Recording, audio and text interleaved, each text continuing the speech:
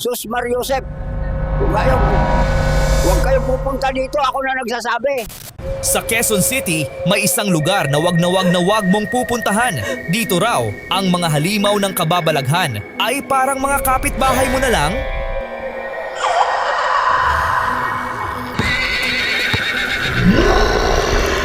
Ayon sa mga residente, may manananggal raw na choosy pa sa kakainin nitong tao. Relax ka lang, girl. Hindi kita kakainin. Baka magka-tapeworm pa ko sa'yo. Aba, mga manananggal dito choosy. Kailangan mabango ka. Mga amoy araw kami dito, kaya safe kami. Mayroon ding tikbalang na nagngangalang tikboy na kahit kalahating kabayo, hindi nagpapahuli sa liga ng barangay. Ay nako, lagi yan nakikiepal. Ang daya pa. Aba syempre ang haba ng binti niya. One dribble, abot agad ring. Ngunit ang puso ni Tikboy, hindi nakaligtas sa heartbreak. Usap-usapan na na-inlove daw ito sa isang tiyanak, kaso siya ay nabasted dahil raw sa tikbalang na nga, chicken legs pa rin. I told you bro na huwag kang magmahal ng tiyanak. Maloko talaga mga yun. Pero bro, I didn't mean to fall for her, okay? Nangyari lang talaga. At first, I was like, yeah, what the hell bro? And yung laugh niya, nakaka-trauma pero cute. Mag-subscribe ka naman! Hindi rin ligtas ang mga pogi sa lugar na ito.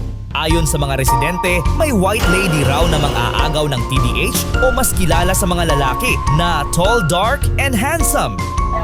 At dito, karaniwan na ang gulo. Tao laban sa aswang at ang Tigilan mo na dahilan, yung boyfriend ko. iisang lalaki Excuse lang. me, siya yung unang kumagat sa akin sa jeep, okay? Hindi ko kasalanan kung masarap ako.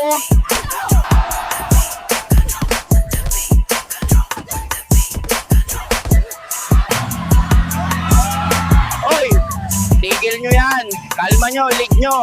Lahat kayo makakagat. Ay nako, ewan ko ba't nila pinag-aagawan yung lalaking yon? Pwede namang ako na lang.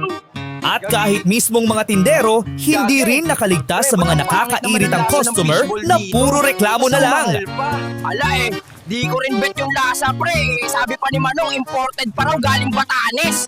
Abay, pinagluloko ata tayo abyo ka pala Sino ba kasing nagsabi na para sa inyo tong paninda ko ha? Pang normal creatures lang to, oy. Grabe po, konsumisyon namin sa dalawang yun. Puro reklamo Hindi naman nagsisipagbayad. Palibasa, mga aswang At para sa mga taga rito, normal na lang ang makasalamuha ang mga halimaw. Minsan nga, sila pa ang nakikipagbiruan. Pero kung ikaw ang nandito, kakayanin mo ba? O baka unang gabi mo pa lang? Goodbye world ka na!